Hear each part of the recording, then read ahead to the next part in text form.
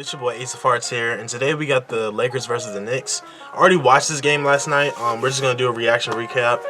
I know I haven't posted in a while. I've just had a lot going on. I'm trying to get back on track, so do be expecting more videos from me. But yeah, man, let's just go ahead and get into this reaction.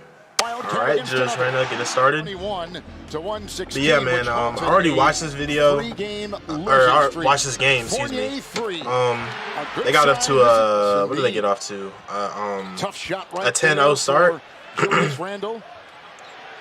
Evan Fournier was looking like fucking Ray Allen or some shit. He was making every three. DeAndre Jordan well, actually no, I know why he started this game. It's because we don't have LeBron. Russell, good shot. For Westbrook and a 3. Now, my biggest criticism of like this loss is stuff like that, like just miscommunication on switches and on defense in general. AD also was a little bit under the weather. Didn't he have like some sinus or like? No, it was flu-like symptoms. But the two biggest people to blame for this loss is Talen Horton-Tucker and Frank Vogel, in my personal opinion. And if you watch the game, it might not be both of those guys for you, but it's one of them for sure. Talen Horton-Tucker, he finished with 0 points, so that's pretty cool.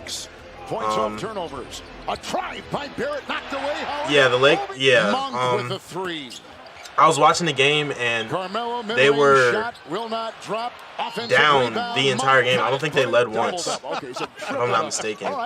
I'll still stick Russell, with that. Malik Monk. I was listening. Emmanuel quickly is Dunk. Monk. Julius. Randall. Obi Toppin's really good. He's solid. I like him. I like his game a lot. We'll put it up and through. Wayne Ellington, good shot. We need to get Kendrick Nunn back. There's a Horton-Tucker going down, and the other way goes and Austin Reeves.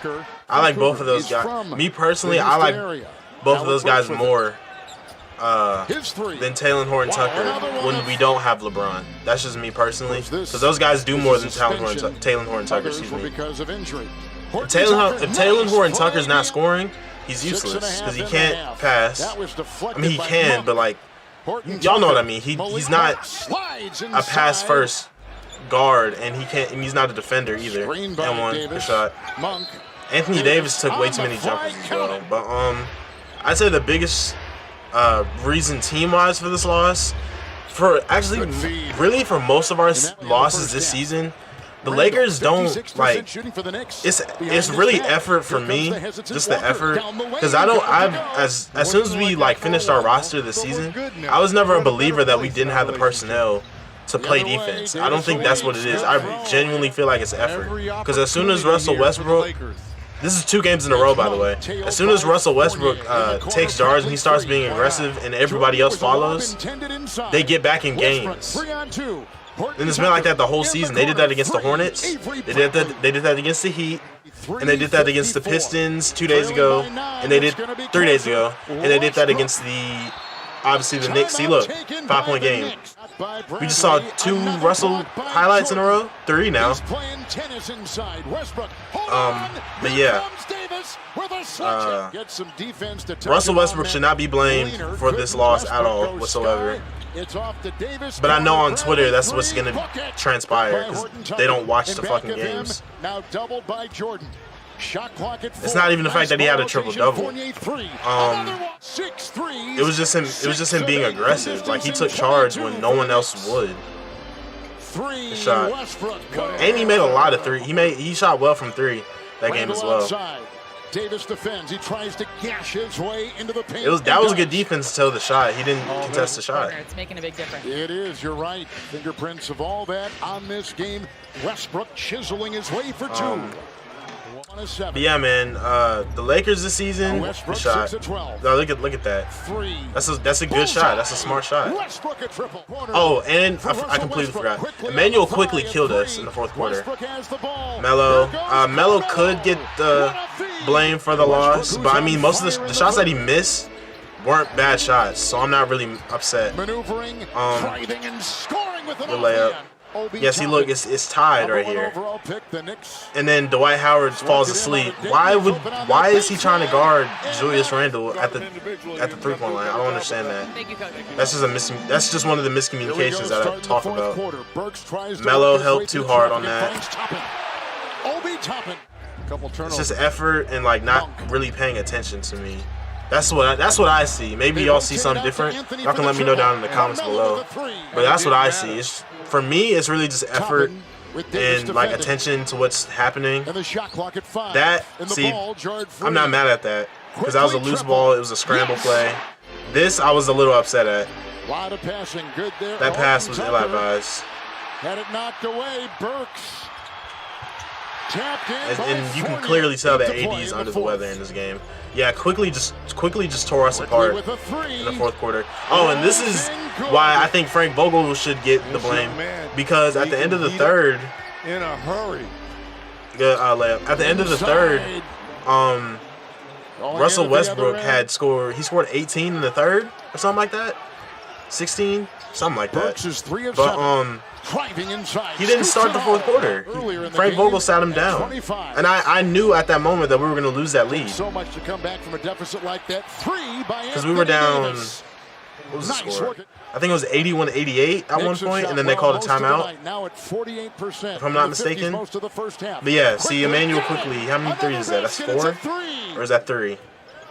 Now it's 4. I think that's 4. Or it might be 5. Yeah, see, he just tore us apart. And he got another one, ringing him up from outside. But I don't think this would have happened had Frank Vogel just let Russell play at the start of the fourth. I'm not saying he plays the whole quarter. I'm just saying you have to keep him in the game though. Nice. What I would have good foul. That was a smart play. But what I would have done, I would have kept Russell in until the 8-minute mark, sat him down for 4 minutes, 3 minutes. And then put him back in the game at the 5-minute, 4-minute mark. That's what I would have done. Deceptive fake and got it to drop.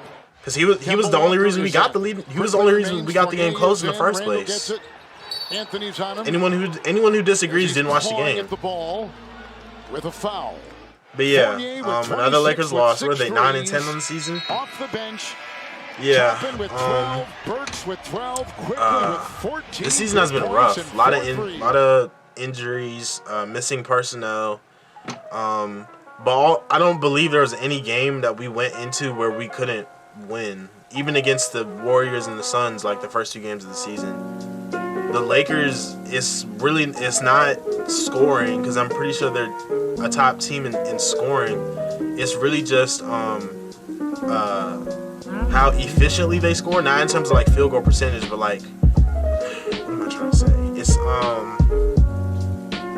a lot of the plays just seem to go through Anthony Davis, Russell Westbrook, and LeBron, and they seem to just make others stagnant. And I think they expect that to happen every single time. And I wish that they didn't play like that. But I can understand why they play like that, because they are an old team. But I can also argue against that, because I'm pretty sure the Lakers they're top 3 in pace. So my biggest thing is I personally want the Lakers to play faster. I don't like when they play half court slow basketball. I just want people to constantly be moving, because I just feel like the team is already pretty up in age. So when guys are just standing around, it's like you can't even get loose and cut and make other plays for other teammates, because you've been standing around the whole game, so you're not used to moving as much. That's another reason why our third quarters, besides this game, have been god awful this season, is because nobody really moves. So it's like when they come out, they're flat. They're always flat, except for this game, thanks to Russell Westbrook. But yeah, I just think personally, the main problems that need to be resolved for me, just from watching the Lakers, it's got to be their effort on defense, because it's not personnel. I'll stand by that. I'll stand by that like 100% of the time. It's not personnel. It's literally just effort. Our effort on the defensive end has to be better. People have to actually play basketball and not like this NBA, I'm gonna stand around and like the superstars do what they want kind of basketball. And the Lakers have to play faster. That's literally the only three things that are distinctive in the way that they lose. Because if you watch the games, LeBron, Russell, and AD get theirs. Like, Russell averages about 20. I think AD averages 24 and LeBron averages like 23, 22, 23. So they're going to get theirs. It's the others. That's the biggest thing.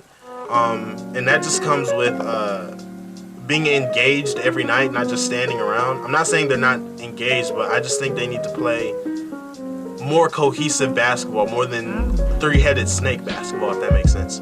But, yeah, that's the Lakers versus the Knicks. I hope you guys enjoyed this reaction, recap, whatever you want to call it. I hope for anybody who didn't watch the game, I hope I gave you guys some insight on what's really going on with the Lakers, because I know social media really likes to twist things, especially with Russell Westbrook. Please don't go on Twitter if you want like a recap of a game. Just try and find like an actual YouTuber or like an actual blogger who actually watches the games. Because Russell Westbrook had a triple-double, and people are going to tell you that like he's the reason that we lost the game or whatever because of the last three that he took. I think he missed three. And Russell Westbrook is literally the reason we were in that game to begin with. So I just hope I gave you guys some insight on what happened if you didn't get a chance to watch the game. Yeah, man, it's been about Ace of Hearts. As always, I love you guys. Please like, subscribe, and comment down below, and I will see you guys in the next one. Peace.